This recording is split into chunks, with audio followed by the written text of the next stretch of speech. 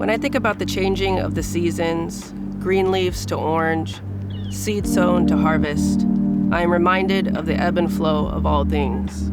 How we sprout in anticipation, reaching for the sun, exuberant, only to wither and undo.